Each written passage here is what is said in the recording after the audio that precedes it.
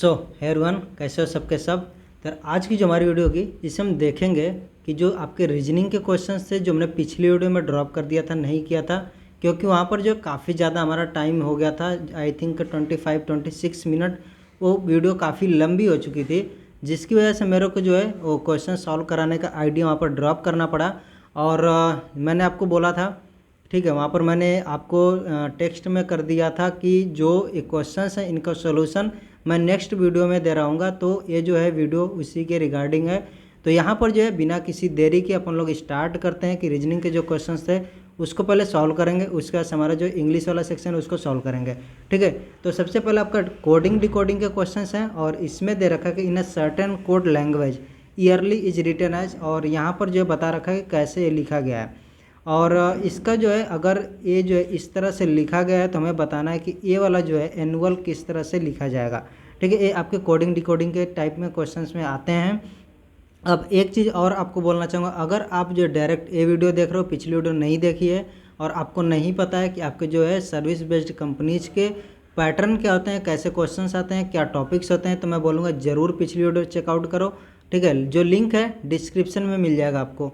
अब यहाँ पर आते हैं क्वेश्चंस पर। तो यहाँ पर जो है आप देखो, जितने ज़्यादा आप क्वेश्चंस कोडिंग डिकोडिंग के सॉल्व करोगे आपको यहाँ पर इसको देखते ही पता चल जाएगा कि यहाँ पर जो है क्या लॉजिक अप्लाई हुआ है। तो यहाँ पर एक होता है आपका जितने भी अल्फ़ाबेट होते हैं उनके कुछ ना कुछ अपोजिट होते हैं। ठीक है, जैसे ए का होता है आपका कैपिटल जे, बी का होता है आपका वाई होता है, ऐसे ही सी का होता है आपका एक्स होता है। ठीक है, तो इस तरह से जो है आपके हर एक अल्फ़ाबेट का अपोजिट होता है। अपोजिट होने का मतलब क्या होता है यहाँ पर समझो कि जो दोनों अल्फ़ाबेट हैं इनकी जो पोजीशन होती है अल्फ़ाबेटिक ऑर्डर में, इनको ऐड करोगे तो 27 आएगा। ठीक है, यानी कि 1 प्लस 26 क्या हो जाएगा 27।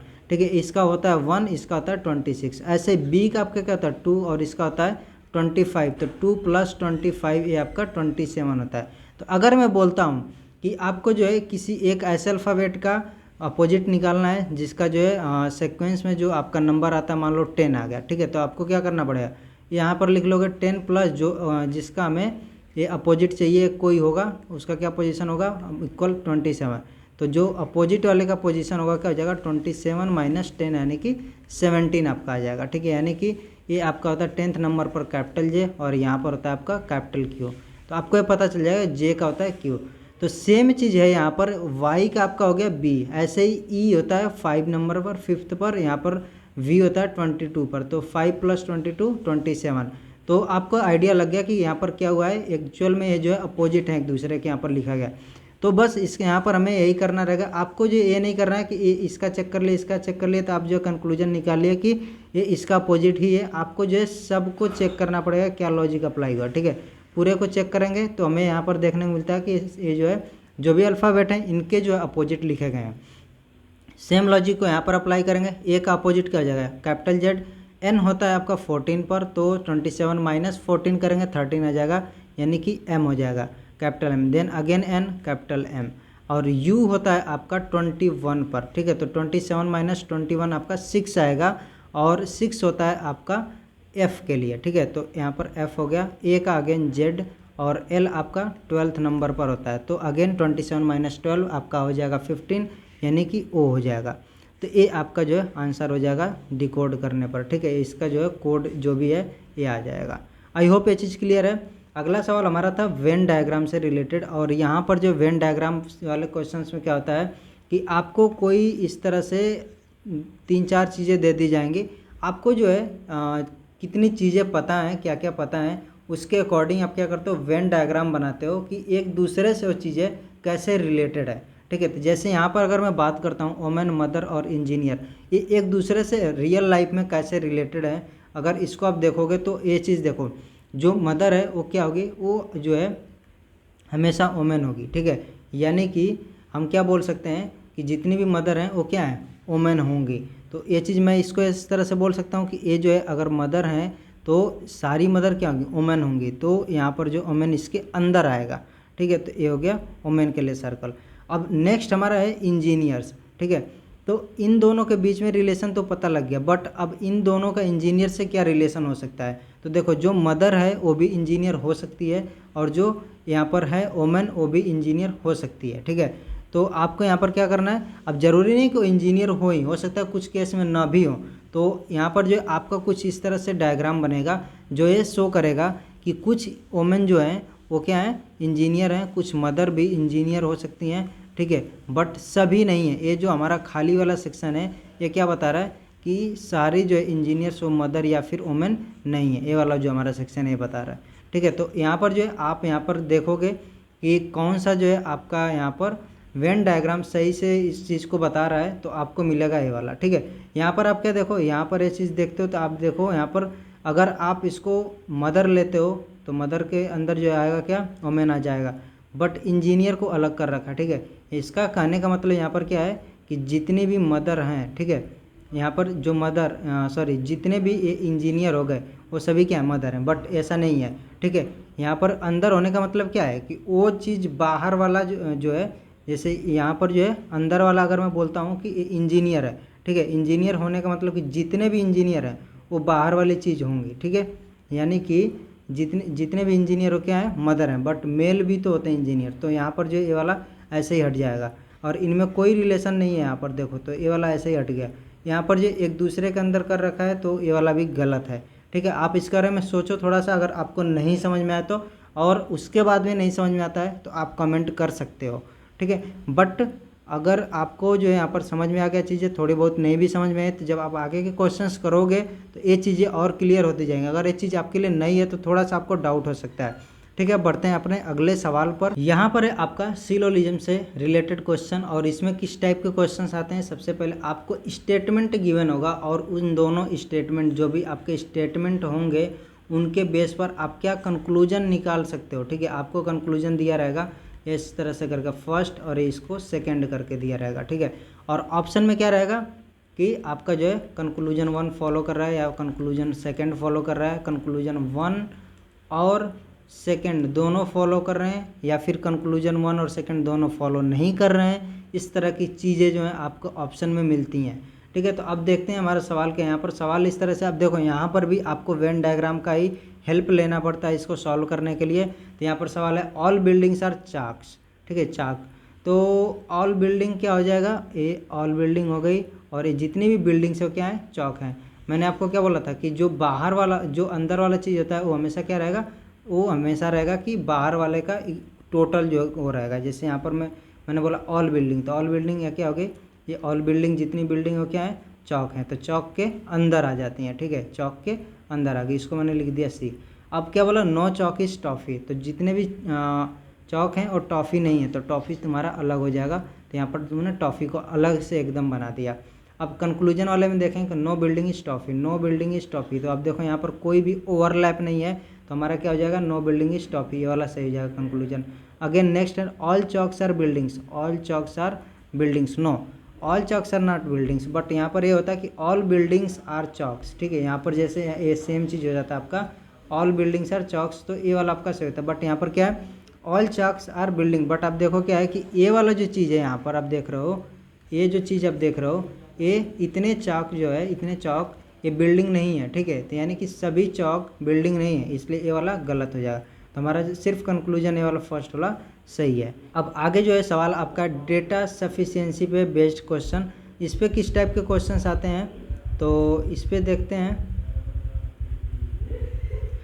इस पे जो है एक आपसे सवाल पूछा जाता है और उस सवाल के जवाब के लिए आपको जो है 1 2 3 जो भी आपके यहाँ स्टेटमेंट गिवन होते हैं, ठीक है। और ये चीज़ आपको बताना होता है कि कौन सा स्टेटमेंट, ठीक है, वो जो आपका सवाल है उसका आंसर करने में सफिशिएंट है।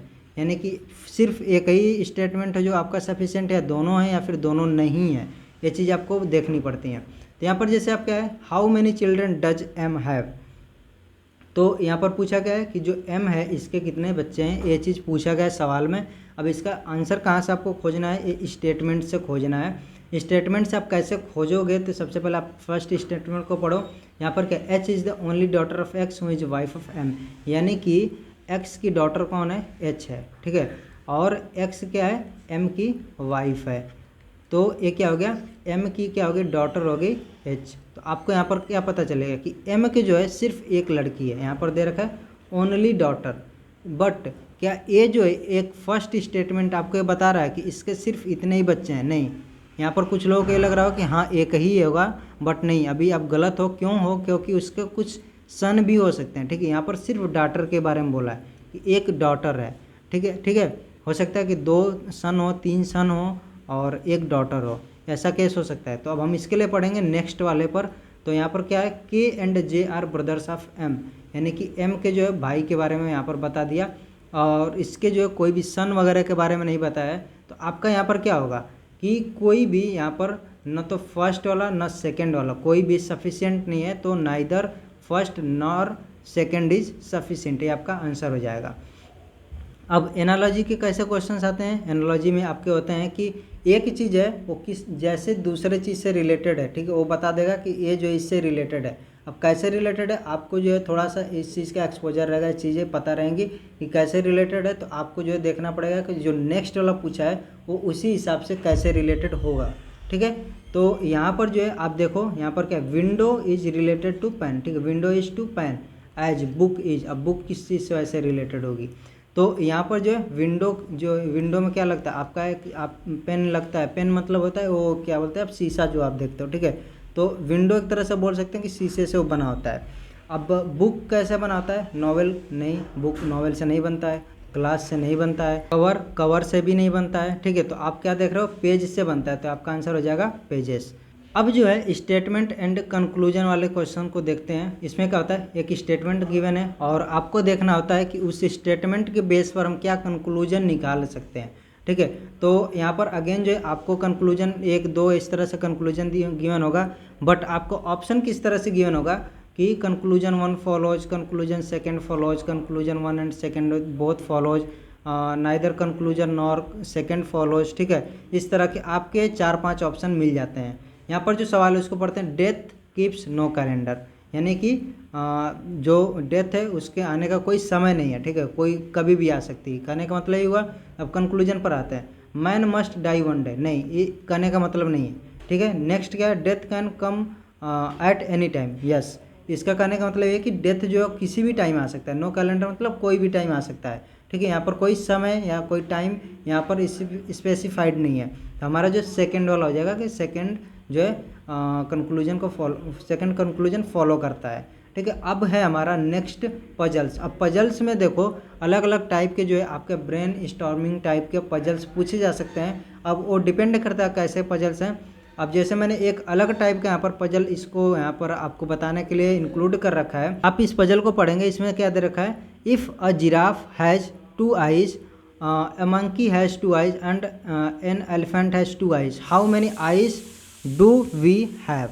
तो ये चीज़ आपको पता करना है, बताना है कि हमारे पास कितनी आँखें हैं। तो अगर आप ध्यान से पढ़ो तो यहाँ पर क्या पूछ रखा है कि हमारे पास, ठीक है, how many eyes do we have, हमारे पास कितनी आँखें हैं।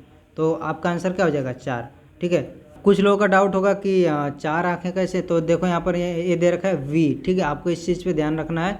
अगर यहीं पर आता how many eyes do you have, तब आपका क्या होता है, 2 हो जाता। बट वी, ये वी का मतलब क्या हो गया कि जो सामने वाला पर्सन है उसकी 2 आँखें और जो अपन है हमारी 2 आँखें, ठीक है। तो टोटल मिला करके 4 हो जाएगी। तो हमारा नहीं होगा, ये वाला आंसर हमारा हो जाएगा। अब इसके बाद हमारा है नेक्स्ट क्वेश्चन, जो कि मोस्टली आपसे पूछा जाता है। जो ऊपर वाला आपका पजल वाला क्वेश्चन था वो वैसा क्वेश्चन नहीं ज़्यादातर पूछे जाते हैं, बट जो ये वाले क्वेश्चंस हैं ऐसे ज़्यादातर क्वेश्चंस पूछे जाते हैं। और इसमें क्या करना है, आपको बताना है कि इस क्वेश्चन मार्क के प्लेस पर क्या आएगा, ठीक है। तो यहाँ पर जो है आप जितने ज़्यादा क्वेश्चंस को सॉल्व करते हो, फिर अगेन यहाँ पर प्रैक्टिस का ही खेल मोस्टली होता है। आप जितने ज़्यादा क्वेश्चंस को सॉल्व करते हो आपको उतने ज़्यादा आइडियाज़ लगते हैं कि यार जैसे क्वेश्चंस को आपने देखा, आपके जो माइंड में अलग अलग चीज़ें चलने लगेंगी, अलग अलग कैलकुलेशन चलने लगती हैं। और जहाँ भी आपको एक पैटर्न दिखता है कहीं भी, आप सेम पैटर्न को ट्राई करते हो कि अगर वो पूरे के पूरे जो भी बॉक्सेस दे रखे हैं उन पे अप्लाई होता है तो आप उसके अकॉर्डिंग जो है आंसर अपना निकाल सकते हो, ठीक है। तो यहाँ पर जो है हम इसको अगेन देखेंगे तो हमारा क्या आता है कि हमने यहाँ पर ट्राई किया, क्या किया, 99 में से 51 को माइनस किया, तो हमारा क्या आ गया, 8 और 4 आ गया। तो आप क्या देखते हैं 48 लिखा हुआ है, बट यहाँ पर हमारा बीच में 84 है। आपको कुछ यहाँ पर सिमिलरिटीज़ दिख रही होंगी, ठीक है। तो सिमिलरिटीज़ क्या है, यहाँ पर जो 48 को पलट दिया है, ठीक है, उल्टा कर दिया, इस तरह से 84 कर दिया। तो अभी हमें एक चीज़ मिला कि ठीक है, हमारा फर्स्ट वाली लाइन में हमें एक लॉजिक हमें मिल गया। अब हम सेकंड वाले को भी इसी तरह से ट्राई करेंगे। तो अगेन क्या करेंगे, 55 में से 8 को माइनस करेंगे और हमारा क्या आ जाएगा 47। तो अब क्या देखो, यहाँ पर तो आपको फिल करना था, तो आपको इसको छोड़ना रहेगा। आपको क्या ट्राई करना था, सबसे पहले इसको, फिर इसको आपको ट्राई करना है। तो 34 माइनस 13 आपने किया तो आपको क्या आ गया 1 और यहाँ पर 2 आ गया। ठीक है, तो आप देखो यहाँ पर 21 है, इसको आपने उल्टा किया तो 12 हो गया। तो यहाँ पर अगेन 12 है।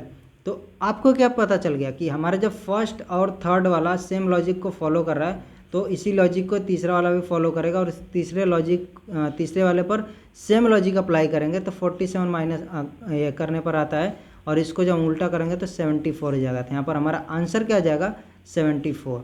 ठीक है, आई होप ये चीज़ आपको क्लियर हो गई होगी कि हमने कैसे किया है। अब अगेन ये इसमें जो है पूरा का पूरा खेल आपका जो है प्रैक्टिस का है। आपने कितनी ज़्यादा प्रैक्टिस की है उसी के हिसाब से आप जो है इतनी जल्दी ऐसे सवालों को सॉल्व कर लोगे। अब जो है मीनिंगफुल सेंटेंस या ऑर्डर क्रिएशन के लिए क्वेश्चंस आते हैं। तो ऐसे क्वेश्चंस में क्या होता है कि आपको जो है 4 या 5 ऐसे वर्ड दे देंगे और आपको देखना होगा कि इनका क्या मीनिंग होता है और ऐसा कौन सा जो है सिक्वेंस बन सकता है जो कि कुछ लॉजिक को फॉलो कर रहे हो। ठीक है, अब जैसे इस एग्जाम्पल में आपको बताता हूँ, यहाँ पर देखो country, furniture, forest, would, trees. तो आपको क्या दिख रहा है, आप यहाँ पर सोचोगे ओके फर्नीचर जो है बनता है कैसे, जो है हमारी लकड़ी से बन जाता है। ठीक है, तो हमें क्या पता लग गया फर्नीचर और लकड़ी का आपस में रिलेशन होगी। लेकिन लकड़ी हमें कहाँ से मिलती है, पेड़ से। पेड़ हमारे कहाँ होते हैं, फॉरेस्ट में। फॉरेस्ट कहाँ होता है, कंट्री में।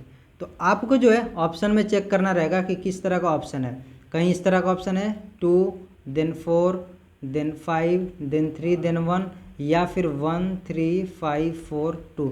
जो भी आपको ऑप्शन में कोई एक मिलेगा आपको वो आंसर सही होगा। ठीक है, तो इस तरह से आपको जो मीनिंगफुल कोई एक ऑर्डर क्रिएट करना होता है। देन अगेन क्या है, लेटर सीरीज या फिर नंबर सीरीज है। इसमें आपको क्या करना होता है, आपको जो है चेक करना होता है अगेन क्या जो है लॉजिक यहाँ पर अप्लाई हुआ है प्रीवियस वालों पर, और सेम लॉजिक अप्लाई करके जो ब्लैंक वाला स्पेस होता है उसको हमें फाइंड करना होता है।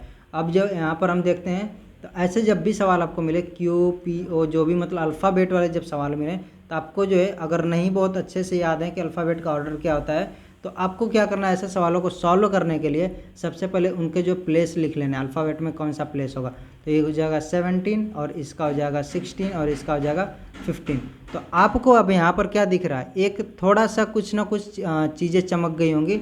ओके, यहाँ पर 15 देन 16 देन 17 है। ठीक है, अगेन हम अगला वाला को लिखेंगे NML। तो आपको क्या यहाँ पर दिख रहा है कि L 12 M 13 या 14 12 13 14, यानी कि अल्फ़ाबेट में क्या है OPQ, फिर क्या है LMN।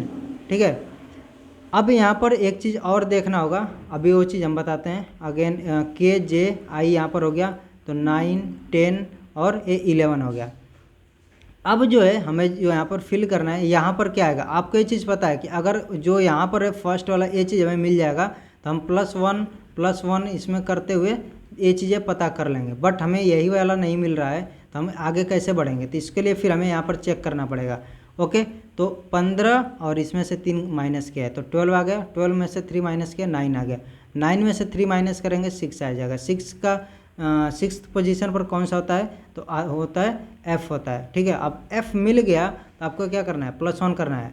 तो यहाँ पर क्या हो जाएगा G और H हो जाएगा, +1 कर देंगे तो ये हमारा आंसर हो जाएगा।